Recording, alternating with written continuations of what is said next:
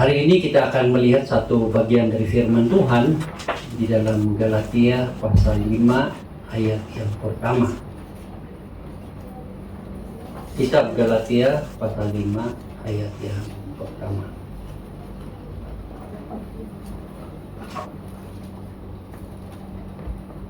Kalau saudara sudah menemukannya, firman Tuhan berbunyi demikian. Supaya kita sungguh-sungguh merdeka, Kristus telah memerdekakan kita. Karena itu berdirilah teguh dan jangan mau lagi dikenakan hukum perhambaan. Kata dimerdekakan oleh Kristus itu sangat penting untuk kita mengerti. Karena setiap kita sebelum percaya kepada Yesus, kita adalah hamba dari dosa. Itu artinya kita diperalat oleh dosa.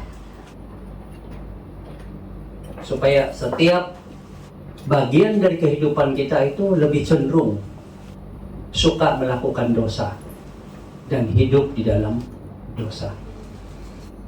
Dan lebih parah lagi, tidak merasa bersalah kalau berbuat dosa. Karena kita sudah menjadi yang namanya hamba dosa. Tapi setelah kita mengenal Tuhan di dalam Yesus, mengenal Kristus, mengambil keputusan untuk percaya kepada Dia, menerima Dia menjadi juru selamat dan Tuhan kita, kita sudah dimerdekakan. Artinya kita sudah dibebaskan dari kuasa dan kekuatan dosa itu sendiri. Namun ada kalanya kita itu seperti sebuah negara yang sudah merdeka. Memang negara itu sudah merdeka dari jajahan. Tapi ada juga oknum tertentu, bahkan bagian dari pemerintahan tertentu yang masih menjalankan pengaruh kolonialisme dalam pengurusan, dalam peraturan, dalam komunikasi, dalam undang-undang dan sebagainya. Itu berarti negara ini belum sungguh-sungguh merdeka sepenuhnya. Karena memang sudah merdeka, tapi masih melaksanakan undang-undang kolonialisme. Seharusnya begitu merdeka, mereka harus mengatur undang-undang yang baru, peraturan yang baru, dan segala sesuatu yang baru sesuai dengan keputusan negara itu sendiri. Dalam kehidupan kita juga seperti itu. Memang kita sudah dimerdekakan saat percaya kepada Yesus dari kuasa dosa, dari perhambaan dosa. Tetapi ada saatnya kita masih mengizinkan dosa itu berkuasa dalam pikiran kita, dalam hati kita, dalam hidup kita. Sehingga walaupun Kristus sudah memerdekakan, tetapi ternyata hidup kita belum benar-benar merdeka 100%. Itulah sebabnya kita tidak bisa menikmati apa artinya dimerdekakan oleh Kristus. Karena itu, mari kembali kita tanya nurani hati kita masing-masing. Apakah kita benar-benar sudah percaya dan menerima Yesus menjadi juru selamat dan Tuhan kita? Kalau iya, kita sudah dimerdekakan. Tapi pertanyaannya adalah, apakah sungguh Kristus yang menguasai, memimpin, mengatur, dan menata kehidupan kita? Ataukah masih kuasa-kuasa dosa lama yang mengatur, menguasai hidup kita? Kalau hidup kita masih dikuasai oleh dosa yang lama, kita masih hamba dari perbuatan dosa itu, maka kita tidak bisa menikmati apa artinya dimerdekakan di dalam Kristus. Mungkin kita bergiat, tapi kita tidak bisa mengalaminya.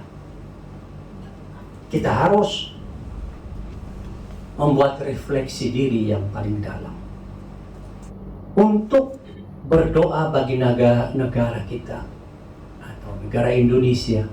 Itu satu kewajiban dari setiap rakyat. Itulah sebabnya di gereja ini pun setiap minggu tidak pernah mangkir, tidak pernah berhenti kita mendoakan negara Indonesia supaya Tuhan akan membela dan memberikan kemakmuran.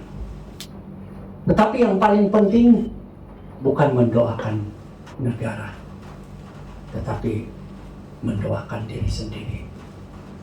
Karena kita tidak bisa memberikan pengubahan yang baik, yang efektif, yang berkesan kepada semua negara kalau diri kita sendiri tidak mengalami perubahan. Kita jangan sibuk berdoa bagi bangsa lain, tetapi kita lupa berdoa bagi diri kita sendiri. Karena yang paling penting dalam hidup ini bukan orang lain, tapi dirimu sendiri. Kalau engkau tidak benar di hadapan Tuhan, engkau tidak bisa membantu orang lain, bahkan keluargamu, bahkan anak-anakmu. Maka bantulah dirimu sendiri, bukan orang lain, terlebih dahulu. Berkaitan dengan dimerdekakan ini, saya ingat ada dua cerita di dalam Alkitab yang menarik. Yang pertama adalah perempuan yang kedapatan berzina. Itu ada di Yohanes pasal yang ke-8. Di mana wanita itu ditangkap basah karena berbuat zina. Nah, kita tidak dijelaskan bagaimana sebenarnya wanita ini ditangkap basah, karena hanya wanita ini saja yang betul-betul dibawa ke hadapan Yesus. Jadi pemimpin-pemimpin agama membawa wanita ini yang berzina, dan menurut undang-undang agama Yahudi, wanita ini harus dihukum mati. Artinya apa? Perzinahan itu adalah sesuatu yang begitu serius. Dan memang, karena kalau itu terjadi, keluarga hancur, anak hancur, masyarakat pun hancur. Mungkin ada orang yang merasa ada setitis kebahagiaan dari kehidupan berzina, tetapi akibatnya itu sangat parah dan sangat panjang. Karena itu dalam masyarakat Yahudi, orang yang berzina ini harus dihukum mati. Lalu melihat dari wanita yang berzina ini, memang dia bersalah dan memang dia harus dihukum. Itulah selayaknya orang yang berdosa. Jadi para pemimpin agama ini bukan sembarangan menangkap orang. Mereka ditangkap karena memang orang ini ada salahnya. Mau dihukum karena memang ada salahnya. Nah, begitu wanita yang berdosa ini dibawa kepada Yesus, di hadapan Yesus, para pemimpin agama mengatakan wanita ini sudah berdosa, berzina. Bagaimana? Apakah harus dilempar batu sekarang atau tidak? Dan tentu semua orang akan berpendapat dia harus dilempar batu, karena dia sudah bersalah. dan layaklah harus dilempar batu. Karena ia sudah menyakitkan hati, mungkin keluarganya, mungkin masyarakat, mungkin agamanya. Bayangkan saja kalau saudara tahu orang terdekat saudara berzina, apa perasaan saudara? Mungkin saudara menyumpah-nyumpah supaya halilintar turun dari langit. Atau saudara mencari anggota keluarga yang lain dan membuat balasan yang setimpal. Menyakitkan. Tidak ada orang yang ketawa dan bersukacita dan perayaan-perayaan karena melihat situasi begitu. Tentu ada hati yang terluka dan ingin membalas dendam. Itulah kebiasaan di masyarakat. Dan itu masih ada di dalam nurani kita. Tidak suka. Begitu. Jadi wanita ini memang sudah bersalah dan sudah melukai banyak orang dan harus dihukum. Layak. Gitu. Tidak salahnya menghukum dia. Tidak ada salahnya. Tapi Yesus memberikan satu pelajaran yang paling penting di balik dari peristiwa ini. Yesus bilang apa? Siapa di antara kamu yang tidak pernah berdosa? Saya persilahkan untuk melempar batu kepada perempuan ini lebih dulu. Sampai wanita ini mati. Silakan. Itu sudah jelas sekali. Siapa yang tidak pernah berbuat dosa, silakan ambil batu besar atau kecil yang Anda bisa angkat, lempari aja wanita ini. Silakan. Saya izinkan kok. Tidak ada masalah. Jadi semua pemimpin agama, orang tua-tua Yahudi yang lain mulai berdiskusi kiri kanan. Dan mereka tidak bisa membuktikan bahwa diri mereka itu tidak pernah berbuat dosa. Dan akhirnya satu persatu mereka meninggalkan tempat itu. Karena mereka tidak layak untuk membunuh, menghukum wanita yang berdosa itu. Lalu Yesus lihat wanita ini sendirian. Loh, kok kamu tinggal sendirian? Mana yang lain? Mereka tidak jadi menghukum kamu. Wanita ini bilang tidak. Kalau wanita ini wanita yang pembuat zina dan yang pikirannya itu licik dan jahat, dia kan bisa ambil kesempatan kan, semua orang lari kan dia lari. Ngapain duduk di situ gitu loh. Tapi dia tahu dia memang berdosa. Dia tahu dia memang berzina. Dia tahu bahwa dia terima kenyataan dia orang berdosa dan layak untuk dihukum mati. Dia tahu itu. Nggak ada orang yang kasih sadar dia. Walaupun memang selama ini dia tidak sadar, dia ditangkap baru dia nyadar, tapi dia sadar bahwa dia memang berdosa. Makanya dia diam aja di situ. Sampai ada orang yang melimpari dia dengan batu karena dia tahu dia salah. Dia berdosa. Lalu wanita itu bilang, tidak ada yang menghukum saya. Lalu Tuhan Yesus berdiri mendekati dia dan berkata, karena hanya satu orang yang ada di sana itu yang berdiri, yang seharusnya bisa lempar dia dengan batu. Yang lain kan udah lari semua. Hanya Yesus sendiri di situ, dan dalam agama Yahudi yang layak dan bisa lempari dia dengan batu. Nggak perlu banyak-banyak orang, satu orang juga bisa sampai mati gitu loh. Makanya dia di situ duduk, tunggu supaya dihukum muli.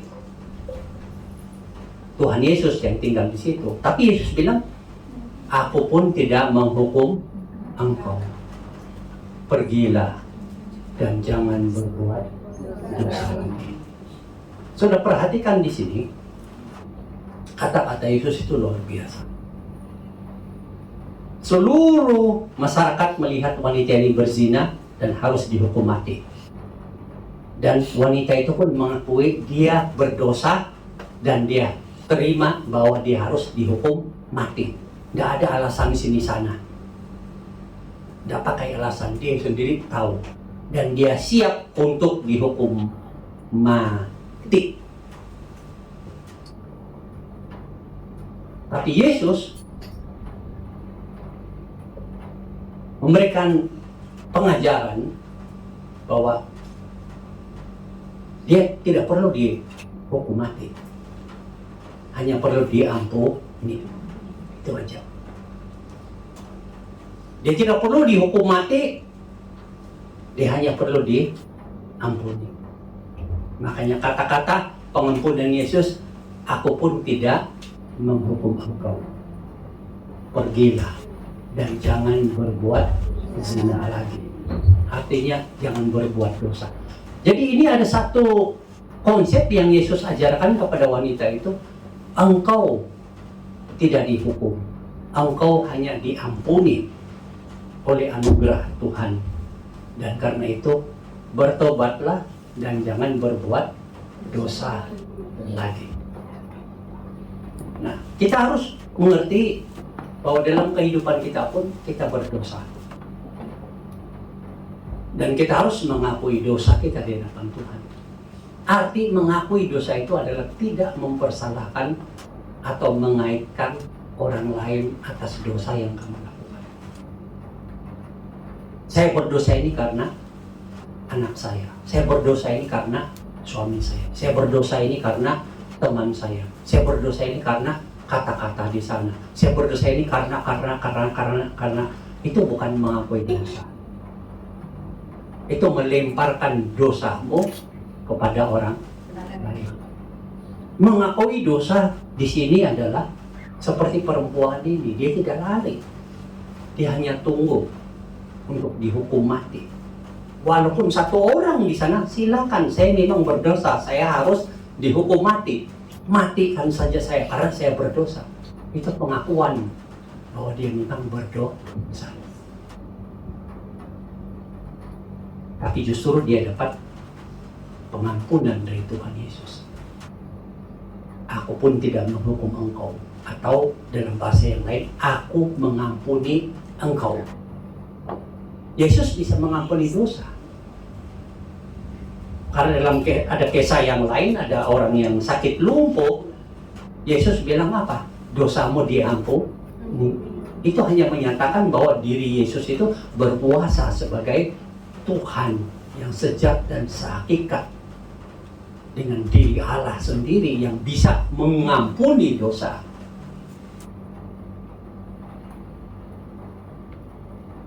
Pengakuan dosa itu adalah bersifat pribadi dan tidak menyalahkan orang lain, mengaitkan orang lain, tapi hanya mengaitkan dirimu sendiri. Entah itu orang-orang di sekitarmu itu hanya semacam pencobaan yang mendorong, tapi yang membuat keputusan bagi dirimu untuk berbuat dosa adalah dirimu sendiri. Tidak ada orang lain.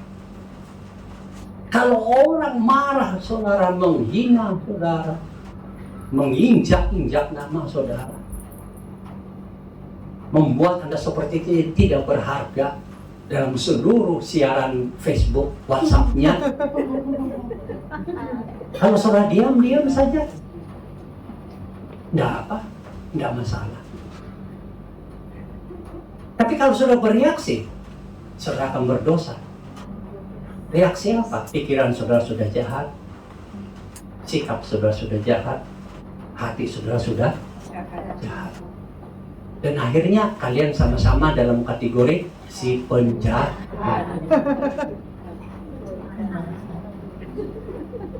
Jadi orang yang menjahatimu namanya penjahat. Kamu kemudian membalas kejahatan dengan kejahatan, kamu pun bernama, berkategori, berstatus penjahat. Makanya Yesus bilang, jangan membalas kejahatan dengan kejahatan. Saat engkau membalas, kamu sama-sama jahatnya. Tapi sebaiknya tips yang paling bagus adalah serahkan orang itu kepada Tuhan.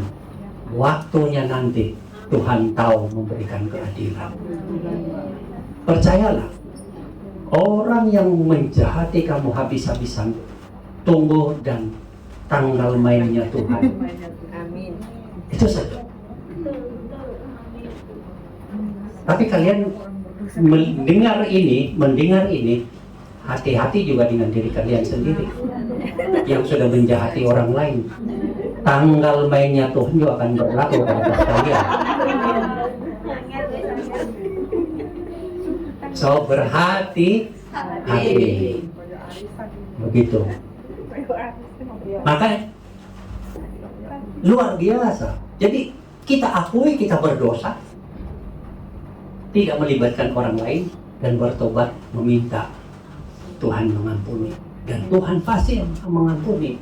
Jika kita mengaku dosa kita, Tuhan adalah setia dan adil, mengampuni dan menyucikan kita dari kejahatan. Tapi jangan lupa kata yang kedua tadi. Aku pun tidak menghukum engkau, pergilah dan jangan berdosa lagi. Artinya ada perubahan, ada pertobatan. Kenapa kalau mau berbuat dosa lagi? Akan mengalami hukuman yang sama. Dan kali ini kita tidak tahu apa yang terjadi. Kalau tidak ada Yesus, ya sudah.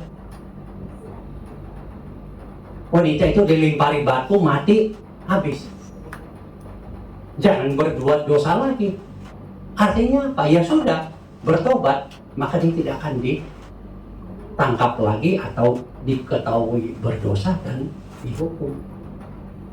Begitulah kita.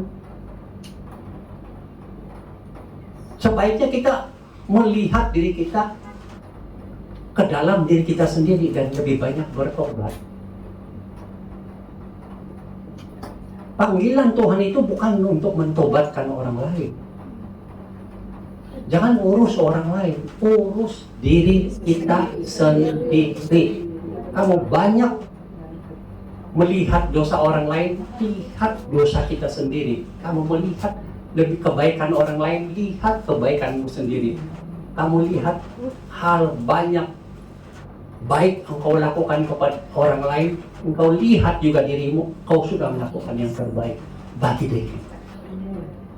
Ini yang paling penting. Kebanyakan kita itu lupa yang ini. Sibuk untuk urus keluarga, urus anak, urus suami, urus istri, urus tetangga, saudara. Kebanyakan. Ingat ya, pertama-tama Tuhan tidak panggil kita mengurus orang lain. Tuhan panggil kita mengurus diri kita sendiri.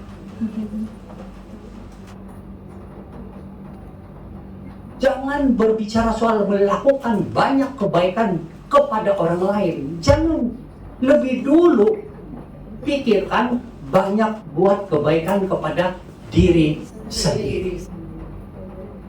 Itu. Urus hidupmu. Engkau benar di hadapan Tuhan. Engkau diberkati di hadapan Tuhan, orang lain juga diberkati. Engkau bahagia.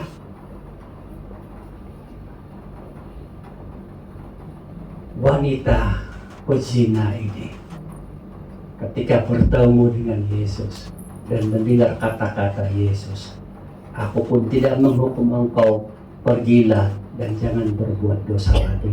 Wanita itu dimerdekakan dari dosanya dan dari hukuman-hukuman orang lain. Dia betul-betul merasa dibebaskan, disenangkan, dipuaskan, membuat hati dia itu, saya pikir setelah itu dia langsung senyum dalam perjalanan pulang ke rumahnya.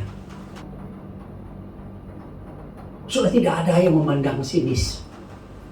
Sudah tidak ada yang memandang jahat atau berkata-kata jahat, karena semua orang sekampung sudah dengar kata-kata Yesus. Siapa yang tidak berdosa, pertama-tama lempari wanita ini dengan batu, atau dalam bahasa lain yang lain. Siapa yang tidak pernah berbuat dosa, pandang sinislah wanita ini. Bergosiplah tentang wanita ini. Hinalah wanita ini. Semua orang diam saja kalau melihat kan. Pasti mereka kaget-kaget, orang ini belum mati-mati. Kok senyum terus gitu kan. Sudah dimerdekakan oleh Yesus itu loh. Makanya bertemu dengan Yesus itu kalian dimerdekakan dari dosa. Dimerdekakan dari hukuman dosa. Kalau Yesus bisa mengampuni orang yang berzina dosanya ini, dan seluruh kampung dan pemimpin-pemimpin agama tahu dosa ini adalah dosa yang benar, dan perempuan ini juga tahu dia memang berdosa dan layak dihukum mati, dia tidak lari, tunggu lemparan batu datang ke kepalanya, ke tubuhnya sampai mati karena dosa yang dia lakukan. Dan Yesus ampuni. Aku mengampuni. Pergilah, jangan berbuat dosa lagi. Tidak ada dosa di dalam hidupmu yang Tuhan tidak bisa ampuni. Sebesar apapun dosa, Tuhan akan berkata kepadamu, aku tidak akan menghukum engkau. Aku mengampuni engkau. Pergilah dan jangan berbuat dosa lagi. Pengampunan Yesus itu jelas.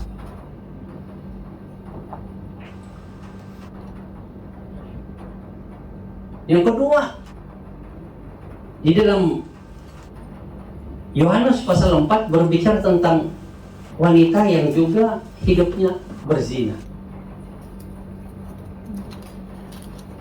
Namanya perempuan Samaria.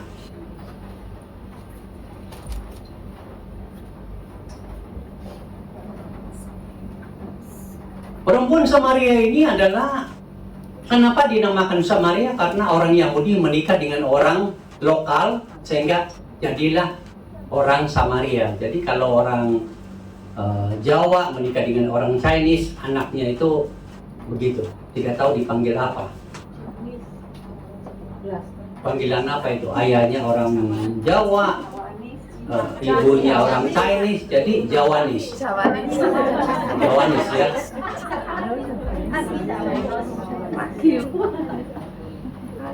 Atau kalau saya itu, saya orang dari suku Kadazan, istri saya Chinese, jadi kita panggil Saino Kadazan, Saino. Itu panggilan. Nah, jadi orang Samaria ini adalah dari orang Yahudi menikah dengan orang lokal, jadilah orang Samaria. Mereka itu dulunya itu adalah dari Israel Utara yang banyak melawan Tuhan, kemudian dihukum dalam pembuangan dan tidak kembali lagi. Mereka menjadi orang-orang di sekitar sana, menjadi orang di tempatan. Tapi mereka masih ada wanita ini sebenarnya masih mempercayai Tuhan yang diajarkan oleh nenek moyangnya Samaria. Mereka ada bait Allah sendiri di gunung sana dan mereka berdoa dan menyembah Tuhan. Begitu di situ. Jadi mereka itu ada kesadaran agama sebenarnya. Yang agama mereka juga tidak mengizinkan perzinahan dan sebagainya. Mungkin di agama tertentu, tapi pada umumnya agama yang itu tidak akan mengizinkan. Budaya kita saja tidak akan mengizinkan perzinahan. Baru budaya loh. Walaupun ada budaya yang mengizinkan, tapi pada umumnya, walaupun tidak percaya Tuhan, dalam suku saya itu tidak boleh laki-laki dan wanita itu sebelum menikah itu bersama-sama. seorang laki-laki harus menjaga jarak 3 meter atau 1 meter dari wanita. Jangan pegang. Begitu engkau pegang, engkau akan disidang dan dihukum. Itu tidak percaya Tuhan. Suku. Walaupun engkau mungkin minum dan mabuk dan kau pegang bagian tubuh wanita karena memang tidak sengaja, tetap saja disidang dan dihukum. 1-2 ekor sapi atau lebih dari itu. Itu biasa dalam zaman suku, begitu. Artinya apa? Perzinahan itu adalah sesuatu yang tidak boleh. Hubungan laki-laki dan wanita itu tidak sembarangan. Harus laki-laki menghormati wanita, wanita menghormati lelaki. Itu suku, walaupun tidak percaya Tuhan, tapi ngerti apa artinya memertabatkan manusia. Saya pikir dari suku-suku di Indonesia juga ada yang begitu. Walaupun ada yang mungkin tidak menghormati. Tapi pada umumnya kita ngerti, sopan sekali. Dari berpakaian juga sopan, dari ini juga sopan, kata-katanya juga sopan. Ini semua ada kategori bahwa ada menghormati. Saya pikir wanita Samaria ini juga begitu di dalam agamanya. Karena dia percaya kepada Tuhan yang dia imani dalam sukunya, yang masih ada kaitan dengan Tuhan yang sesungguhnya, tapi dalam teologi mereka yang berbeda. Nah, wanita ini, Samaria ini, sebenarnya sudah tidak layak untuk diperhatikan. Kenapa? Karena dosanya kebanyakan. Dia sudah menikah berapa kali? 5 kali. Terus yang sama-samanya sekarang pun bukan suaminya. Artinya apa? Kawin cerai, dan kawin cerai itu pun prosesnya tidak benar.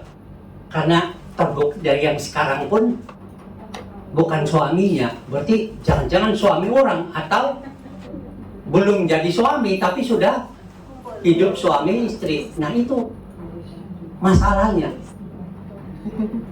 Ini udah tidak perlu diperhatikan yang begini-begini mah. Hanya layak dihukum dan dibiarkan mati, menderita, dan masuk neraka. Ya kan? Coba bagaimana pandangan saudara kepada wanita yang punya kehidupan seperti itu? Bagaimana pikiran saudara yang pertama itu muncul? Apakah pujian, hinaan, atau pertanyaan besar? Atau saudara sebut kata-kata untuk merendahkan, sedikit menghina atau apa? Pasti banyak kata-kata yang menghina dan sebagainya. Ya begitulah yang ada dalam diri perempuan Samaria ini, sudah tidak perlu. Tapi kita betul-betul melihat kasih Yesus yang luar biasa, yang kita tidak akan mengerti. Yesus datang ke Samaria di tepi sumur itu hanya untuk wanita ini.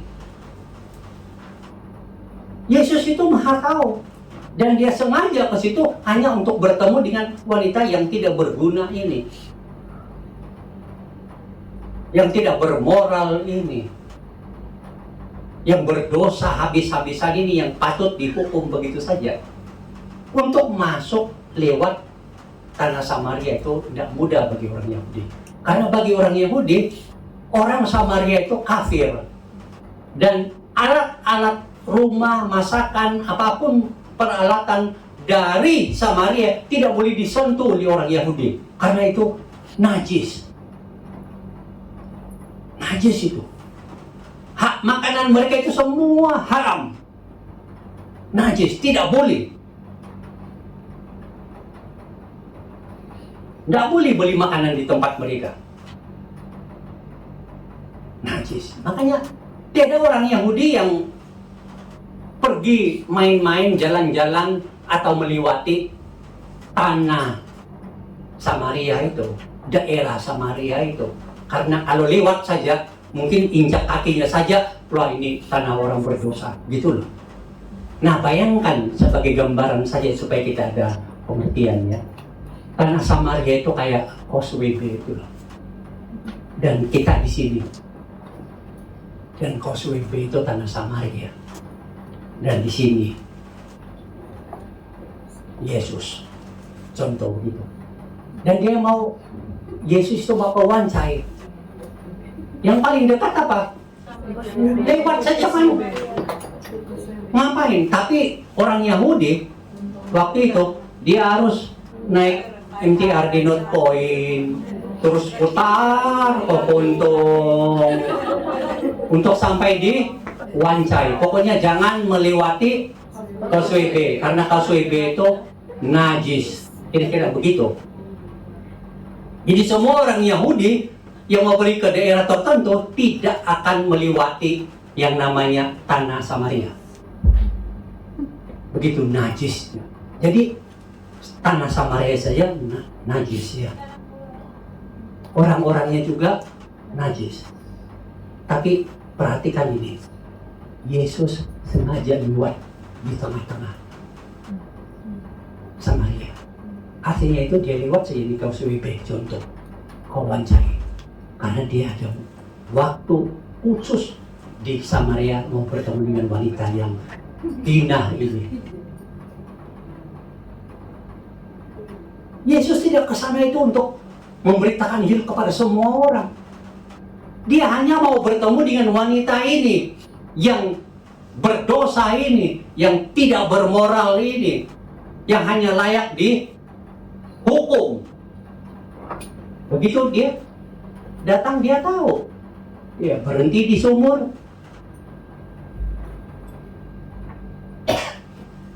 Dan murid-muridnya keluar dari Samaria. Mungkin pergi beli makanan di Israel sana. Nggak boleh beli di mana itu? Samaria udah haram semua sana, nggak boleh. Yesus sendirian datanglah wanita itu di siang hari mengambil air dan berdialoglah mereka. Dan wanita itu ambil air dan Yesus bilang, kasih aku minum. Lah wanita ini kan udah tahu, mana ada orang Yahudi yang berani-berani minta atau pakai dia punya gayung minuman karena dianggap haram. Tapi Yesus melanggar semua kepercayaan Yahudi ini hanya untuk bertemu dengan wanita ini. Dan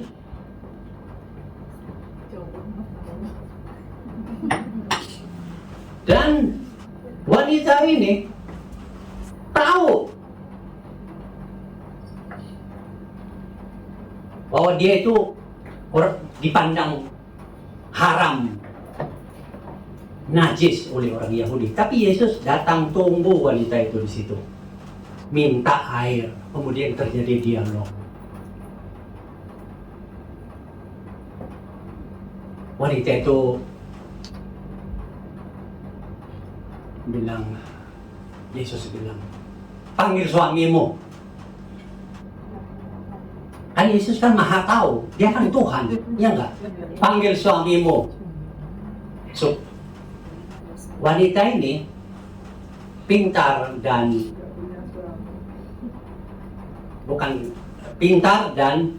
juga jujur gitu loh. Dia bukan orang yang sembunyi-sembunyi. Coba kalau saudara bagaimana? Panggil suamimu. Banyak alasan kan? Banyak gitu. Tapi wanita ini Yesus bilang, panggil suamimu. Wanita itu bilang apa? Saya tidak memiliki suami. Dia jujur. Saya tidak memiliki suami. Lalu Yesus bilang, betul katamu. Kejujuranmu itu betul. Kejujuranmu itu tulus. Kejujuranmu itu yes. Karena engkau sudah menikah 5 kali, yang tinggal sekarang pun bukan suami. Lalu wanita itu terkejut karena dia tahu. Bukan semua orang tahu, tapi kalau orang ini tahu. Berarti dia melihat ini bukan manusia biasa. Ini adalah Mesias gitu. Orang wanita ini pun tahu agama. Oh, kami itu menyembah di Tuhan sana. Tapi orang Yahudi kan bilang di Yerusalem, tapi kami di sana. Begitu. Kami percaya kepada Tuhan. Satu hari nanti dia bilang ada akan Mesias yang datang untuk menyelamatkan manusia. Oh, hebat sekali pengetahuan Alkitab perempuan ini. Dia tahu bahwa ajaran Mesias akan datang itu hebat. Tapi Yesus bilang, inilah aku.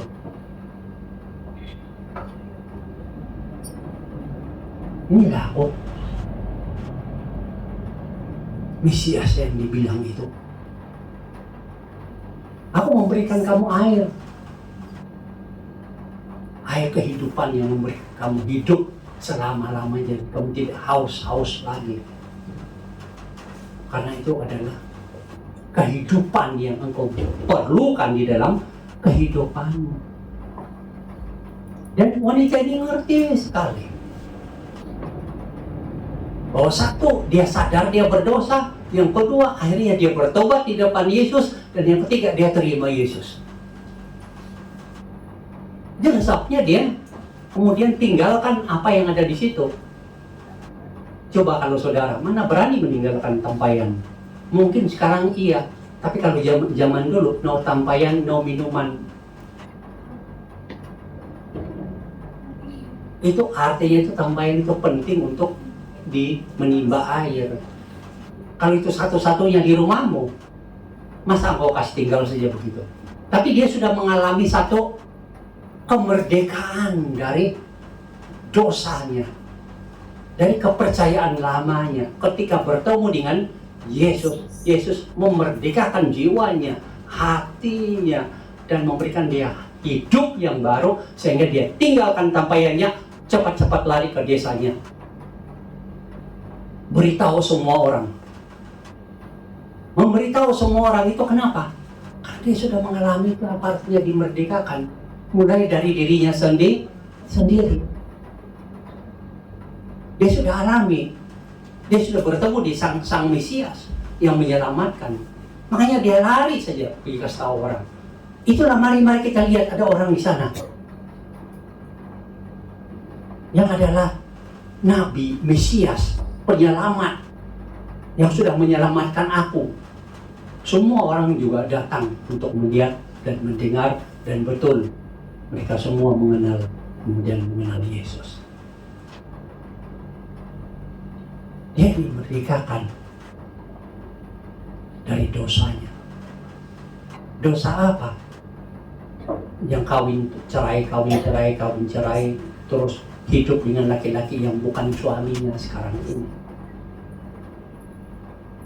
Dan menjadi budaya dan dengan laki-laki yang bukan suaminya, itu dosanya. Yang kedua, dia tidak mengenal kebenaran, masih menyembah ilah yang lain. Yesus dimerdekakan. Makanya Yesus bilang, oh ada waktunya.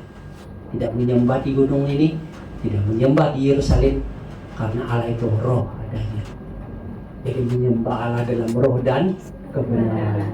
Dimanapun kamu berada, asal kamu bertemu dengan Yesus, kamu mengenal kebenaran, dan kamu mendapatkan roh Allah, dan kamu menyembah Allah dalam roh dan kebenaran. Itu sudah dibebaskan, sudah dimerdekakan. Hati-hati dengan kehidupan seperti wanita Samaria. Dari satu sisi sih kelihatannya beragama, ya. Kenal Tuhan enggak? Oh, kenal. Alkitab, oh ayat-ayat dia sebut semua. Pengajaran, oh sebut semua. Berarti secara rohani bisa saja dia pergi ke bait Allah atau ke tempat ibadah. Karena wanita zaman itu kan bukan seperti sekarang ini kan. Kan saudara pergi ke satu tempat, wajah saudara kelihatan ini. Tapi zaman dulu kan dia pakai apa? Kerudung kan, itu kan orang Yahudi kan begitu. Pakai kerudung. Makanya dalam perjanjian lama bilang, janganlah tertarik kepada bulu matanya. Karena yang dinampak adalah mata atau. Dan kalau lihat mata saja cantik, ya enggak? Satu kali buka serbannya, nah.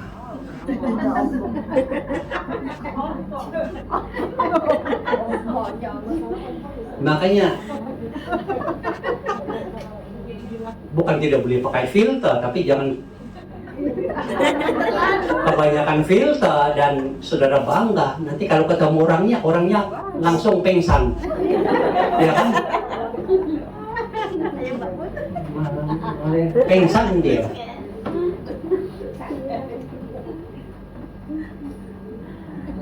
Jujur aja, aku ini apa adanya. Kamu suka, puji Tuhan. Tidak suka, enggak apa-apa. Tuhan suka kok ke aku terus. Begitu kan? Kalau Tuhan saja suka sama aku, kenapa kamu tidak suka aku? Begitu kan pertanyaannya? Kalau Tuhan saja suka sama aku, anggap mengampuni dosa aku, menerima aku menjadi anak-anaknya, ya kan?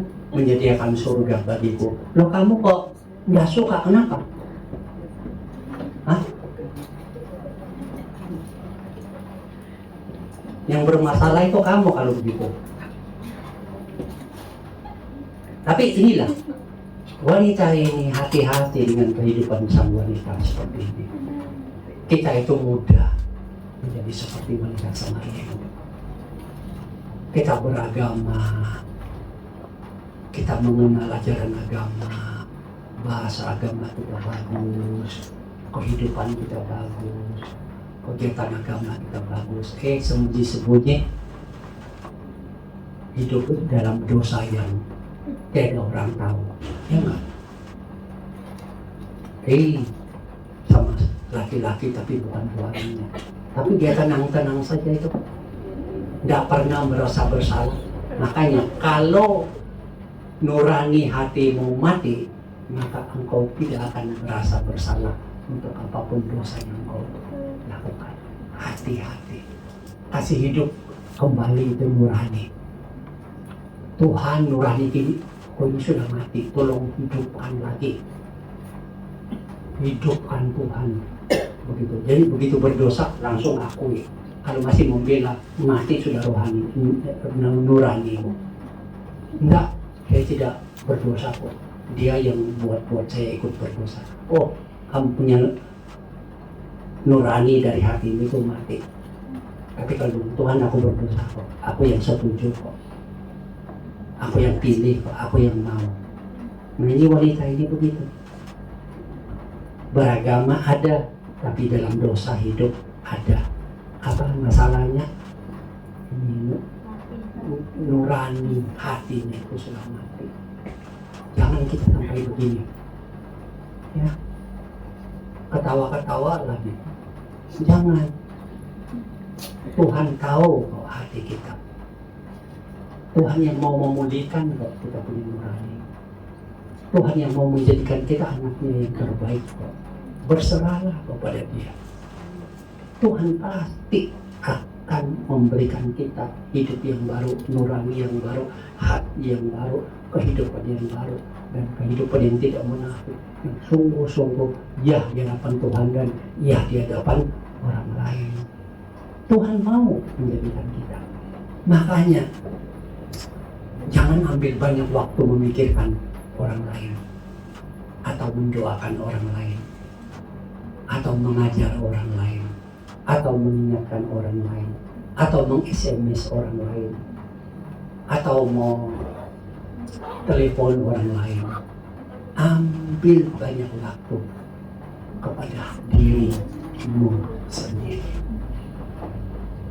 Ajar dirimu, hatimu, tegur hatimu, dorong hatimu, perbaiki hatimu, ingatkan hatimu, SMS hatimu, WhatsApp ke hatimu, atau apapun media sosial ke hatimu. Tuhan, aku mau dipulihkan. Karena Yesus, kalau wanita yang berzina saja dia ampuni, yang masih berdosa dengan laki-laki yang bukan suaminya dia ampuni. Siapa kita yang Tuhan tidak ampuni? Apapun dosamu, Tuhan Yesus bilang, aku mengampunimu. Pergilah jangan berbuat dosa lagi. Engkau akan dimerdekakan oleh Yesus dari perhambaan dosa ini, dan engkau akan mengalami hidup yang bermakna sepanjang hayatmu, dan engkau akan merasa hidup yang dilahir baru. Tuhan, thank you, terima kasih. Kemerdekaan dimulai dengan engkau memperhatikan dirimu sendiri. Jadi selama minggu ini berhenti memikirkan orang lain, berhenti memikirkan siapa saja. Mulai tiap hari, tiap jam, tiap pagi, tiap malam cari dirimu, berbicara kepada dirimu, dan minta dipulihkan oleh Tuhan. Inilah rahasianya untuk menjadi manusia yang betul-betul mengalami hati yang dibarui oleh Tuhan. Banyak teman-temanmu yang sini sana sini, stop saja semua. Masuk hati. Ambil waktu sendirian. Berdialog dengan hati. Pulihkan hatimu. Akui dosamu, minta dipulihkan, karena Yesus ada di depanmu yang siap mengatakan, aku pun tidak menghukum engkau. Aku mengampunimu. Hidupilah hidupmu. Dan jangan berbuat dosa lagi. Engkau akan dibebaskan. Amin. Mari kita berdoa.